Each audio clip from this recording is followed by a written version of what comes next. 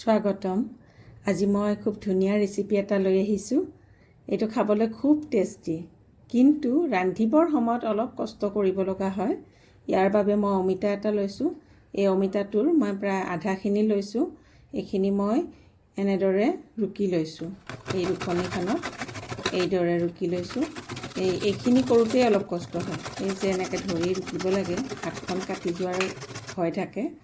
অলপ সাৱধানে কৰিব লাগিব এইখিনি কাম। এয়া মোৰ ৰুকা হৈ গৈছে। এতিয়া মই এইখিনি ভালদৰে চেপি ইয়াৰ পৰা পানীখিনি উলিয়াই দিম। মই চেকনি ব্যৱহাৰ কৰিছোঁ। মই এইদৰে চেকনিত যিমান পাৰোঁ চেকি দিছোঁ। ইয়াৰ গাত থকা পানীখিনি অলপ গুচাই ল'ব লাগে, অলপ শুকান হ'লে ভাল হয়। এতিয়া মই পিঁয়াজ এটা কুটি থৈছিলোঁ আৰু এয়া জলকীয়া, কেঁচা জলকীয়া দুটা লৈছিলোঁ। মই এইখিনি মিহি মিহিকৈ কুটি থৈছিলোঁ আৰু এয়া হৈছে বেচন। এতিয়া ইয়াত মই এই কুটি থোৱা পিঁয়াজখিনি, জলকীয়াখিনি আৰু জিৰা গুড়ি আৰু ধনিয়া গুড়ি এইখিনি দি দিলোঁ। এতিয়া ইয়াত মই বেচন 2 চামুচ লৈছিলোঁ। এই বেচনখিনিৰে মই ভালদৰে এইখিনি মাৰি ল'ম। নিমখ দিছোঁ। নিমখ সোৱাদ অনুসৰি দিব, যিখিনি প্ৰয়োজন হয়। এইখিনি মই এইদৰে এতিয়া ভালদৰে মাৰি ল'ম।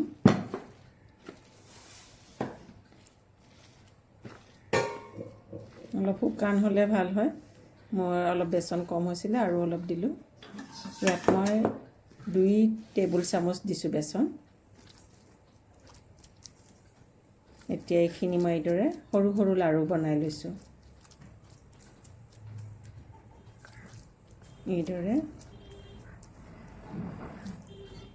হাতেৰে এনেকৈ লাড়ু বনাই ল'ব লাগিব।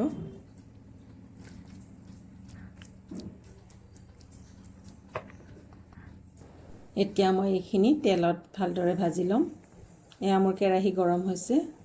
মই ইয়াত তেল দিছোঁ। যিকোনো তেল ল'ব পাৰে, মই ইয়াত মিঠাতেল লৈছোঁ। এয়া মোৰ তেল গৰম হৈছে। এতিয়া মই এইখিনিত এটা এটাকৈ বৰকেইটা দি মই ভাজি ল'ম।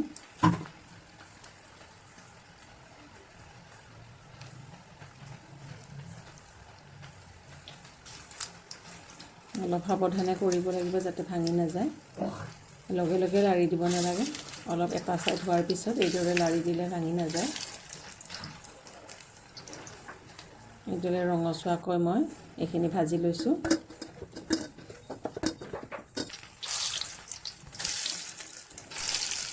বাকীকেইটাও মই এইদৰে তেলত দি ৰঙচুৱাকৈ ভাজি লৈছোঁ। এইখিনি কৰোঁতে কিছু সময় লাগে। কেতিয়াবা ঘৰত নিৰামিষ খোৱাৰ দিনাখন আপুনি অলপ সময় নষ্ট কৰি এইদৰে বনাবচোন। সকলোৱে খাই ভাল পাব। মোৰ ভজা হৈ গৈছে। এতিয়া মই এই কেৰাহীটোতে গ্ৰেভি বনাম। এয়া চাওকচোন, মোৰ ভজা হৈ গ'ল। ইয়াৰ বাবে মই মজলীয়া পিঁয়াজ এটা কুটি লৈছোঁ। হেৰি হৈছে, এয়া মই তেলত পিঁয়াজখিনি ৰঙচুৱা হোৱাকৈ ভাজিম। মই ইয়াত মিঠাতেল ব্যৱহাৰ কৰিছোঁ। আপোনালোকে যিকোনো তেল ব্যৱহাৰ কৰিব পাৰে, ৰিফাইন অইলো দিব পাৰে। পিঁয়াজখিনি ৰঙচুৱা হৈছে। এতিয়া ইয়াত মই 1/2 টিস্পুন জিৰা গুড়ি, 1/2 টিস্পুন ধনিয়া গুড়ি আৰু এয়া জলকীয়া গুড়ি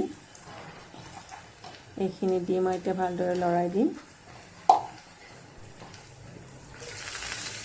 এয়া মোৰ ভজা হৈছে। ইয়াত মই 2টা বিলাহী দিম। এতিয়া বিলাহী 2টা মই মিক্সিত মাৰি ভালদৰে মিহি কৰি লৈছোঁ। এয়া মই হালধি দিছোঁ। এতিয়া মই মিক্সিত মাৰি লোৱা বিলাহীখিনি ইয়াত দি দিম।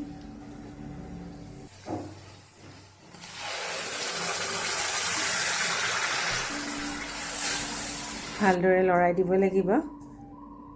এতিয়া ইয়াত মই নিমখ দিছোঁ। মই গ্ৰেভিখিনি বহুত পনীয়া নকৰোঁ, গতিকে মই নিমখ কমকৈ দিছোঁ।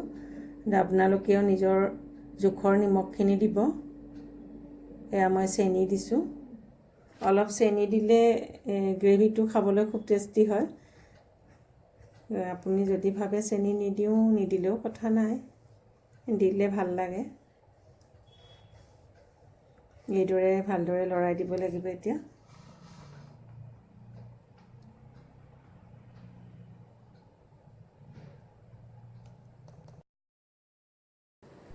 এয়া মোৰ ভজা হৈ গৈছে, দেখিছেনে?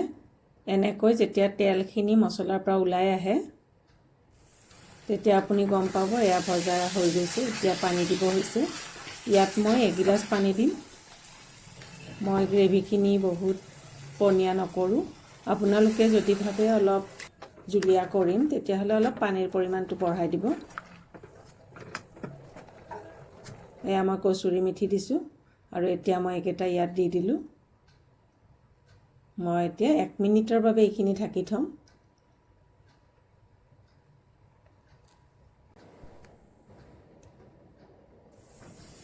এয়া চাওকচোন কিমান ধুনীয়া হৈছে। এতিয়া মই অলপ লুটিয়াই দিম যাতে দুই চাইডে ভালদৰে সিজি উঠে। মোৰ ভিডিঅ'টো ভাল পাইছে যদি লাইক কৰিব, শ্বেয়াৰ কৰিব আৰু ছাবস্ক্ৰাইব কৰিবলৈ নাপাহৰিব। ধন্যবাদ।